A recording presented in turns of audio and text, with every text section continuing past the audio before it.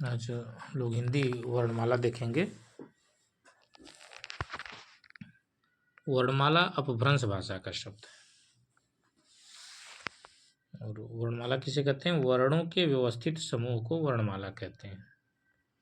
हिंदी वर्णमाला में कुल अक्षरों की संख्या 52 होती है, जिसमें स्पर्श व्यंजन 25, अंतस्थ व्यंजन 4, ऊष्म व्यंजन 4, संयुक्त व्यंजन 4, अयोगवाह 2, द्विगुणक 2 तथा स्वरों की संख्या 11 होती है। वर्ण को दो भागों में बांटा जाता है, स्वर और व्यंजन। और स्वर को पुनः 3 भागों में बांटते हैं, ह्रस्व, दीर्घ, प्लुत। और व्यंजन को स्पर्श व्यंजन, अंतस्थ व्यंजन, ऊष्म व्यंजन, संयुक्त व्यंजन। बात करें ध्वनि की, तो ध्वनि किसे कहते हैं? तो ध्वनि हिंदी में वर्ण का मूल आधार ध्वनि है। ध्वनि को ही वाक भाषा भी कहते हैं। वर्ण के उच्चारण रूप को ध्वनि कहते हैं।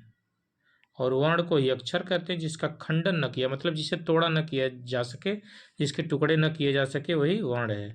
ध्वनि के लिखित रूप को वर्ण कहते हैं। वर्ण भाषा की सबसे छोटी इकाई होती है। और ध्यान दीजिएगा कि हिंदी वर्णमाला में कुल अक्षर 52 होते हैं, जबकि कामता प्रसाद गुरु ने केवल 43 अक्षर ही माना है।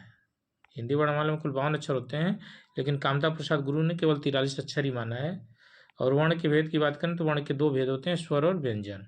स्वर वे वर्ण होते हैं जिनका उच्चारण किसी अन्य वर्ण की सहायता के बिना किया जाता है, अर्थात किसी अन्य वर्ण पर आश्रित नहीं होते हैं।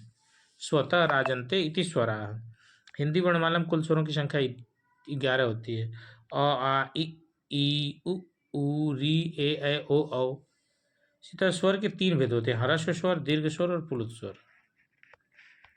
अब ह्रस्व स्वर यानी एक मात्रो भवेद ह्रस्व, द्विमात्रो दीर्घ उच्यते, त्रिमात्रस्तु प्लुतो गयो व्यंजनम च अर्धमात्रक। यानी जिनके उच्चारण में एक मात्रा का समय लगे, यानी जिस स्वर के उच्चारण में थोड़ा समय लगता है उसे ह्रस्व स्वर कहते हैं, जैसे अ, इ, उ, री।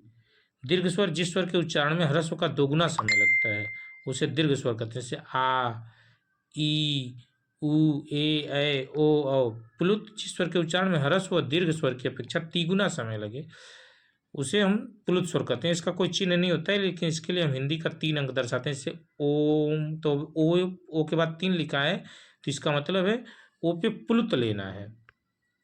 जैसे ये ओ है और ओ के बाद 3 लिख दिया गया म, तो ओ पे प्लुत लेना और म पे आधी मात्रा का समय। कहा गया है कि एक मात्रो भवेद ह्रस्व, द्विमात्रो दीर्घोच्यते, त्रिमात्रस्तु प्लुतो गयो व्यंजनम च अर्धमात्रकम। यानी जिनके उच्चारण में एक मात्रा का समय लगता है उसे हम ह्रस्व स्वर कहते हैं।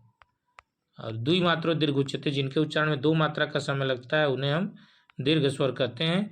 त्रिमात्रस्तु प्लुते गयो, जिनमें 3 मात्रा का समय लगता है उन्हें हम प्लुत स्वर कहते हैं। व्यंजनम च अर्धमात्रकम, व्यंजन जो होता है वो आधी मात्रा का होता है। बाकी अगली वीडियो में।